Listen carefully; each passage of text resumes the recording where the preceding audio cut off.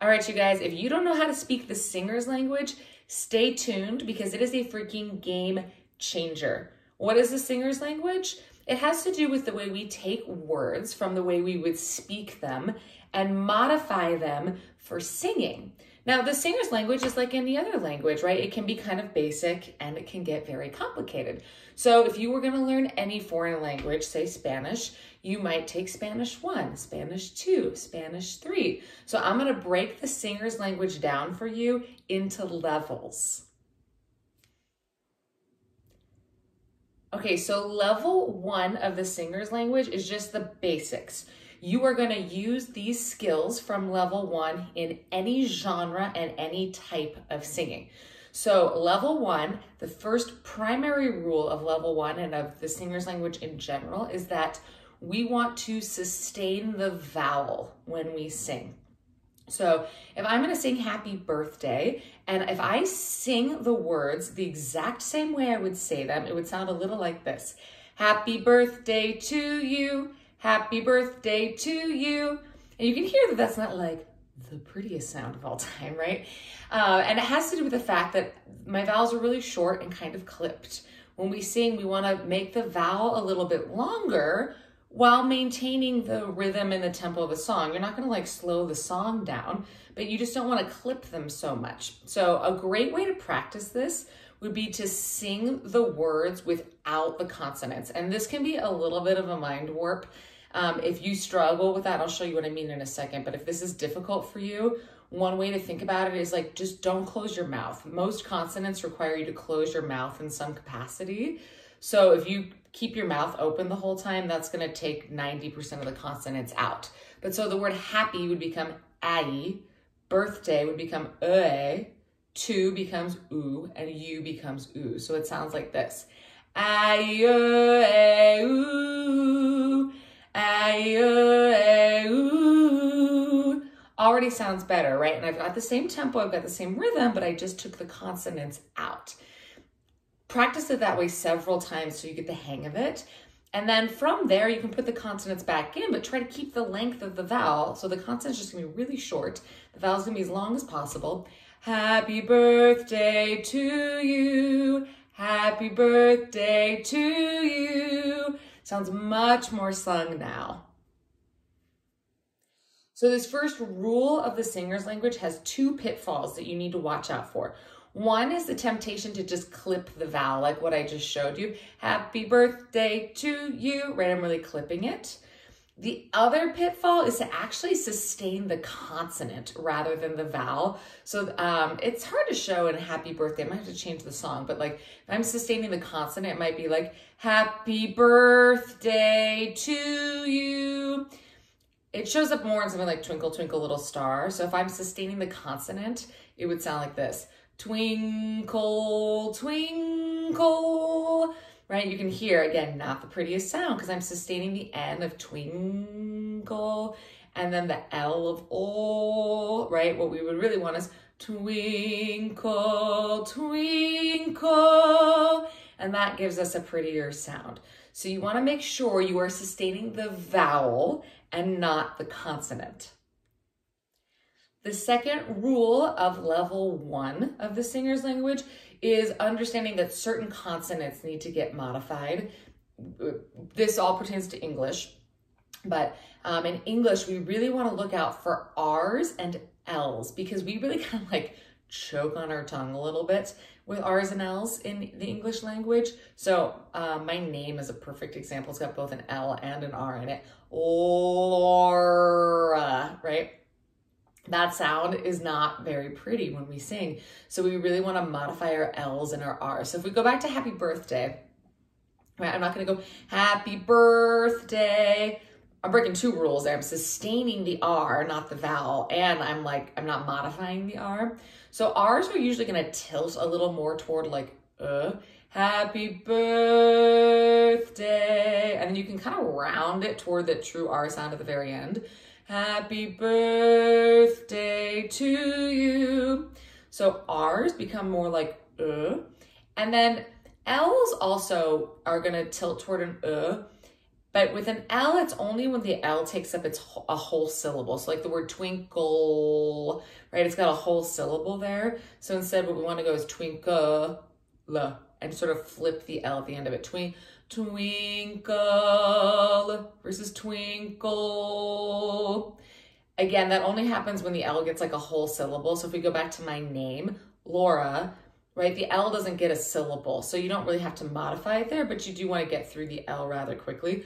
Laura, not Laura, right? But if you're following the first part of level 1, rule 1, which is that you sustain vowels, right? Then you don't have to worry about the L in that case. So it's really just the R's that you want to look out for to modify. So to recap, level 1 of the singer's language, sustain the vowel for as long as you can while maintaining the rhythm and the tempo of the song. Look out for accidentally sustaining consonants instead of vowels. And then make sure that you modify consonants, particularly R's and L's, as needed, more toward an sound rather than like or ul. So thanks for hanging with me through level 1.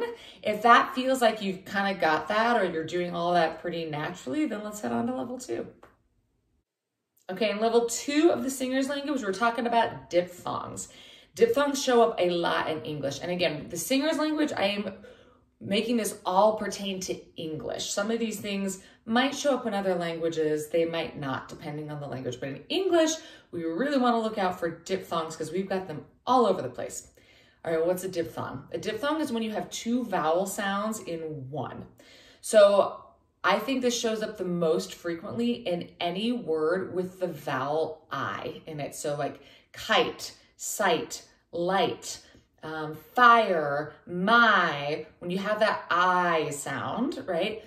The letter is I, right? That's the letter, that's the vowel. But the sound that we say when we see that letter is actually 2 vowel sounds. It's and it's e, right?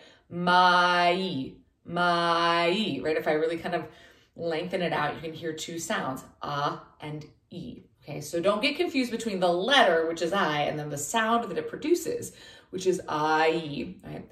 So whenever we have a diphthong where we get those 2 vowel sounds, we want to sustain the first of the 2 vowel sounds, right? So if I'm going to sing Alicia Keys, This Girl Is on Fire, right? I'm not going to go fire, I'm going to go fire, and that's what she says, right? This girl is on fire. That Y kind of attaches to the R. It's fire, it's not fire, right?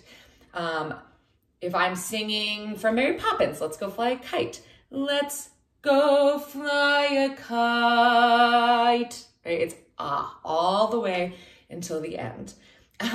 My favorite way to demonstrate this is actually with Dolly Parton versus Whitney Houston and I Will Always Love You.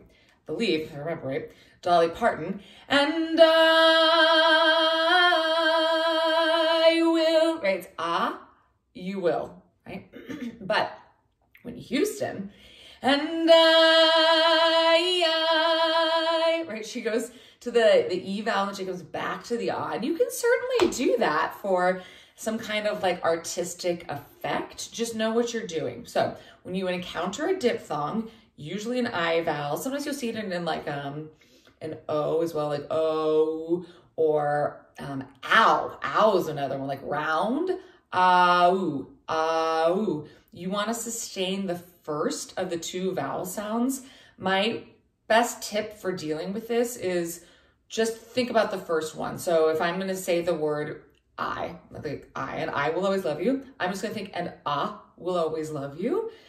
If you're singing in English, you likely speak English, so it's pretty in your brain, I'm guessing. You're gonna put that E sound in there, but it'll be at the last second. So I'd really just focus on an will always love you versus an I will always love you. All right, so that's level 2 of the singer's language. If you're still feeling good about it, I'll meet you in level 3. All right, level 3 of the singer's language just has one actually relatively simple rule, but it has to do with what style of music you're singing. So if you want to sing in more of like a belty, chest voice dominant kind of style, you're gonna want bigger vowels. If you want to flip over in more of a head voice, neutral, classical sound, you're gonna want a rounder vowel.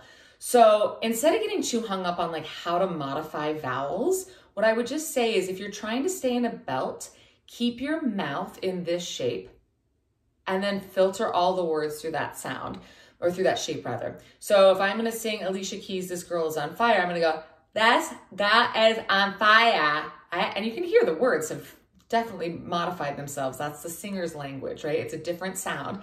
Right, but instead of me telling you like exactly which vowel to modify toward, I think it's just easier to make a bigger shape. This girl is on fire.